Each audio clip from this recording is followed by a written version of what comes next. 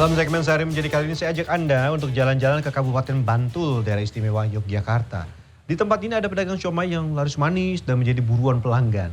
Penasaran bagaimana proses pembuatan siomay dari mulai berbelanja, membuat siomay hingga berjualan? Koresponden CNN Indonesia Roby Sofonami dan fotojurnalis Probo Kusartoyo menjanjikan informasinya untuk Anda.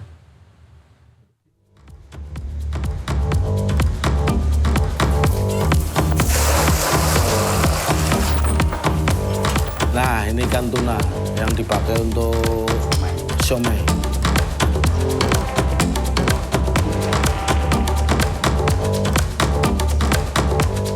Meski dikenal sebagai makanan khas dari Bandung, Jawa Barat, siomay, makanan yang terbuat dari campuran ikan tenggiri atau tuna dan disajikan bersama dengan kentang rebus, kol atau kubis, pare, tahu dan telur ini sekarang sudah banyak dijumpai di berbagai kota di seluruh Indonesia. Di Kabupaten Bantul, daerah istimewa Yogyakarta misalnya, ada pedagang siomay yang memiliki banyak pelanggan. Saya penasaran nih, ingin melihat dan mencoba menikmati siomay gondrong yang dijual Fatur Rahman yang biasa berjualan di depan Pasar Bantul. Ini saya penasaran sama pedagang siomay yang rame di Bantul. Biasanya sampai antri panjang. Ini lagi lumayan nggak antri. Ya ini Pak, ini emang jualannya di sini terus. Di sini dulu di Paseban dulu. Dulu di Paseban. Mulai jualan di sini tuh awal corona 2019 apa ya? Oh. Tidak menunggu lama, saya langsung mencoba menikmati siomay yang dibuat oleh Fatur Rahman. Meski dijual di pinggir jalan, siomay ini tidak kalah enak dengan yang dijual di restoran. Istimewanya lagi, harganya terjangkau. Satu porsi lengkap dijual Rp10.000. Sebagian besar pelanggan membeli untuk dibawa pulang. Oh, jadi bikinnya dari pagi. Iya, jadi kalau kita setengah 7 itu aku berangkat ke pasar, Belanja. kadang sampai jam 8, ada kalau banyak, kalau ya setengah 8 udah buka. Terus habis itu pulang mulai pulang. Dalam sehari, Fatur Rahman membawa satu panci besar siomay yang diangkut menggunakan sepeda motor seperti ini. Setiap hari, Fatur Rahman berjualan mulai pukul 5 sore dan maksimal sampai pukul 10 malam.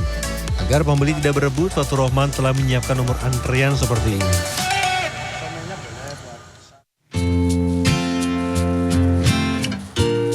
Setiap pagi, aktivitas Fatur Rahman dimulai dari sini.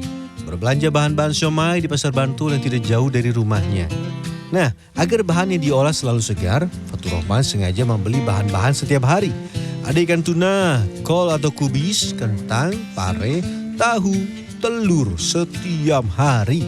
Semua ini udah belanja, itu barangnya juga ada yang banyak lagi. Ini pokoknya tinggal lanjut ke rumah berarti ya, tinggal bawa. Oh yaudah, saya bantuin bawa ya Pak. Oh nggak usah, nanti pecat telurnya. Aku aja yang aku aja yang Seluruh belanjaan dibawa oleh Fatur Rahman menggunakan sepeda motor seperti ini. Beberapa belanjaan seperti sayuran dimasukkan ke dalam karung dan ditempatkan di bagian belakang. Sementara belanjaan lain dibungkus dengan plastik dan ditempatkan di bagian depan. Ini isinya telur ya, isinya telur takut pecah jadi. Aku nggak berani bantuin. Penasaran kan bagaimana rasanya mengendarai sepeda motor dengan barang belanjaan sebanyak ini? Nah ini penasaran kalau nggak nyoba. Saya mau coba ini. boleh. Bawa. Ini tiap hari bawaannya banyak sebanyak ini nih. Aduh. Kepencet. Oh, ini nggak ada remnya motor ya Pak? Remnya ini minyaknya nggak ada. Oh. Jadi cuma rem belakang yang. Nah ini nih. Udah.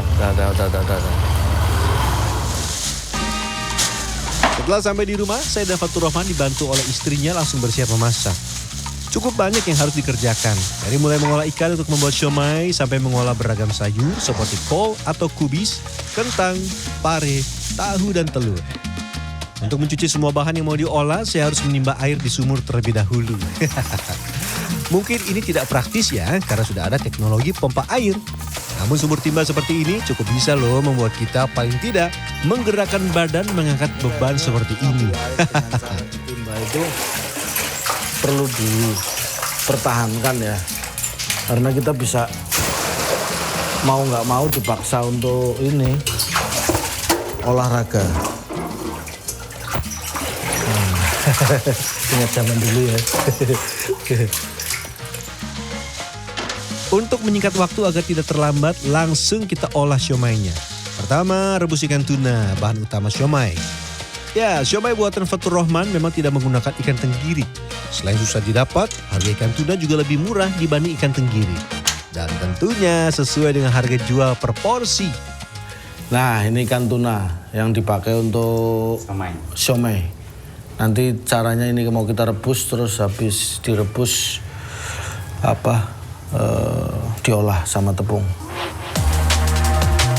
Sambil menunggu ikan tuna matang dan empuk, saya menyiapkan bahan lain seperti tepung kanji, daun bawang, merica, bawang putih, garam. Seluruh bahan selanjutnya dicampur ikan tuna yang sudah matang. Jangan lupa tambahkan air kaldu ikan tuna agar siomay lebih sedap. Nah, ini udah ya. Tepung tadi, terus ada daun bawang, ada bumbu-bumbu itu campur jadi satu, terus diaduk. Setelah adonan siomay siap, bentuk menjadi bulatan kecil, kemudian kukus sampai matang. Oh ya, untuk teknik mengukus juga harus menggunakan jaring agar tidak lengket. Bahan utama siomay sudah siap. Lanjut memasak bahan pendamping. Kita mulai mengolah kol atau kubis. Pertama, kubis yang telah dikupas direbus setengah matang sampai lemas. Proses merebus membutuhkan waktu lama karena harus bertahap. Setelah kubis lemas, kemudian bentuk menjadi bulatan panjang seperti ini. Ini jadinya bulatan-bulatan kayak gini. Jadi ini satu-satu ya, manual. Seperti ini sekaligus ditata sambil dipilih yang bagus. Selanjutnya, siapkan bumbu kacang. Terdiri dari kacang tanah, kemiri, dan kacang mete. Goreng sampai matang berwarna kecoklatan. Nah, sambil menunggu matang, saya menyiapkan bahan pendamping, yaitu merebus telur, kentang, dan mengukus pare. Waduh, banyak sekali yang harus dimasak. Ya, ini jadi yang dimasak banyak sambil masak kacang. Harus ini bersihin pare. Terus nanti di situ ada ngerebus telur, ada itu lagi kentang, nyiapin hampir bersamaan. Jadi harus gercep. Gerak cepat. Setelah kacang dan bumbu pelengkap matang, kemudian giling dengan alat manual. Jika tidak biasa menggiling, wah ini tenaganya lumayan loh. Saya sampai harus berdiri agar tenaga maksimal dan seluruh bumbu tergerus halus.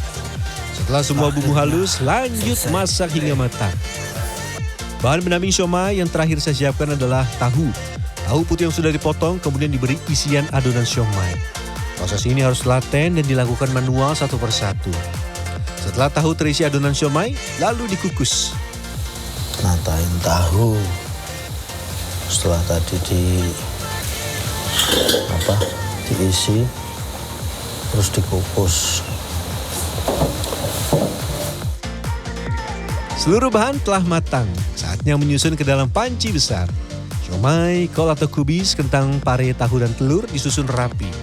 Banyaknya olahan membuat Fatur Rahman harus menambah kapasitas panci menggunakan plastik seperti ini.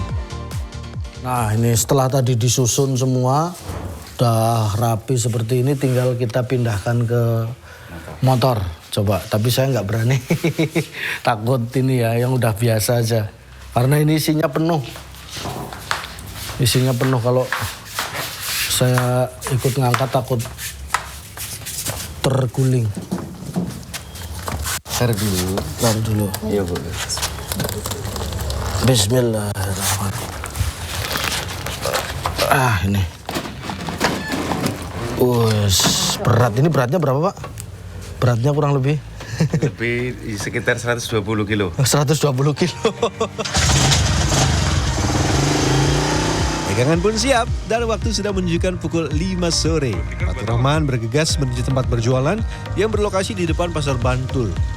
Mudah-mudahan hari ini banyak pelanggan yang datang dan bisa cepat habis dan bisa segera pulang. Amin.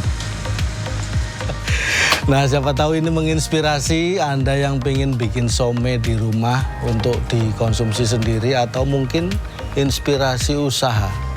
Salah satu usaha menjadi pedagang siomay. Roby Sofwan Amin, Probokus Hartoyo, Bantul, Yogyakarta.